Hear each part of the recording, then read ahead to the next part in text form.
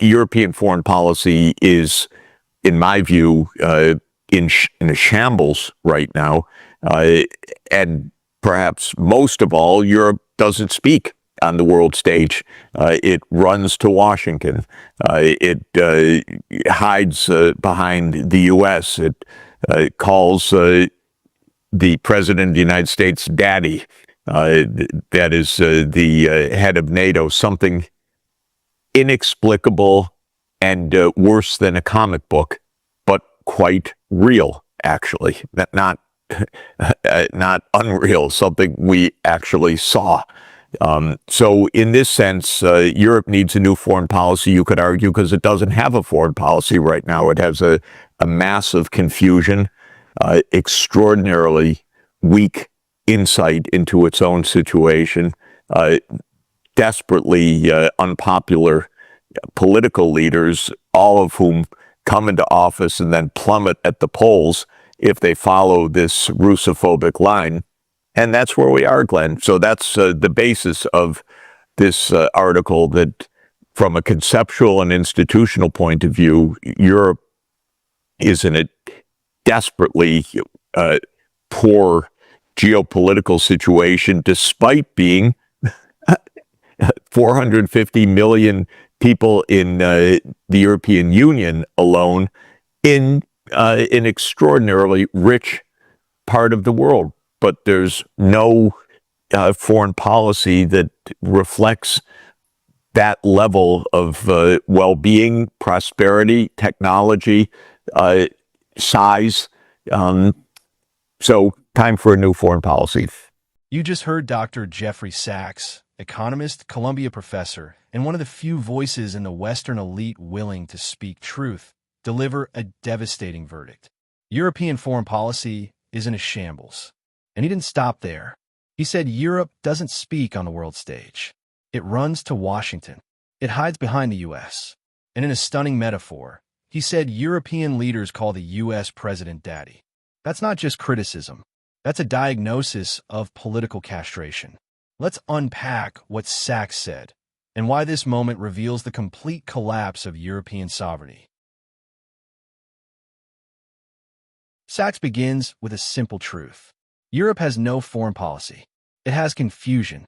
It has fear. It has blind loyalty to the United States, no matter the cost. And it shows. Look at any major global issue. Ukraine, Iran, China, climate change, BRICS expansion, and Europe doesn't lead. It follows. It doesn't negotiate. It defers. It doesn't act. It asks Washington for permission. As Sachs puts it, it runs to Washington. And that's not diplomacy. That's subservience. Worse, it's institutionalized dependence. The EU doesn't have a unified military. It doesn't have independent intelligence. It doesn't even have a coherent energy policy unless the US approves it. And NATO? It's not a mutual defense alliance. It's a US command structure where European leaders salute and obey. And the head of NATO? An American general, answering to the US president. So when Sachs says Europe calls the U.S. president daddy, he's not joking. He's describing real political infantilization. Sachs makes a key point. Europe is rich. It's technologically advanced. It has 450 million people. On paper, it should be a global power. But in reality, it has no geopolitical weight. Why? Because it has no independent strategy, no vision, no courage, and worst of all, no leadership.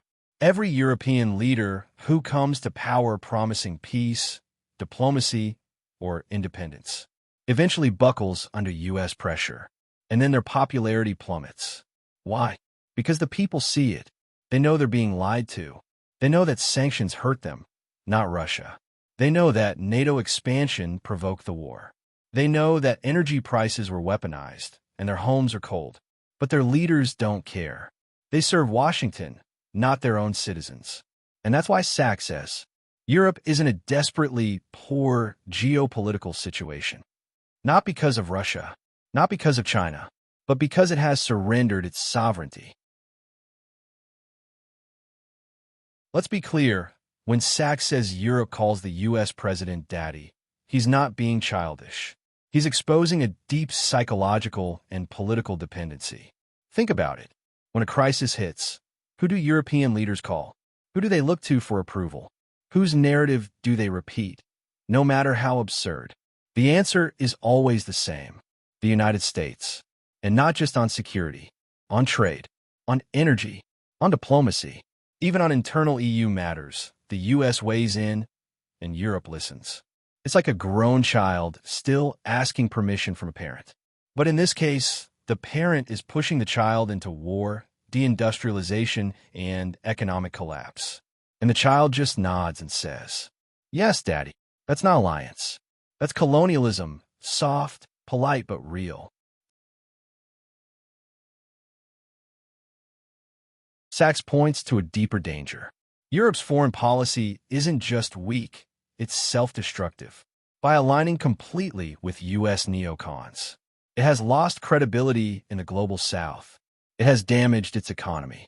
It has alienated potential partners like India, Brazil, and South Africa.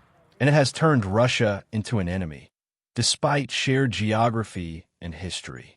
And for what? To please Washington? To prove loyalty? To maintain the illusion of relevance?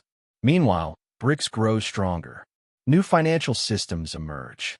In Europe, it's stuck in the past, a rich continent with no voice. Sachs ends with a call to action. Time for a new foreign policy. And he's right. Europe doesn't need more sanctions. It doesn't need more NATO bases. It doesn't need more obedience. It needs independence, diplomacy, energy, sovereignty, and a return to realpolitik, not ideological crusades. It needs to talk to Russia. It needs to trade with China. It needs to cooperate with the global South.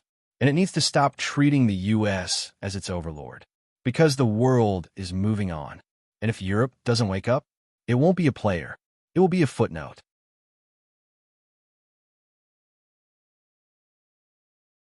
In conclusion, Dr. Jeffrey Sachs gives us a rare and unfiltered look at the real state of Europe today.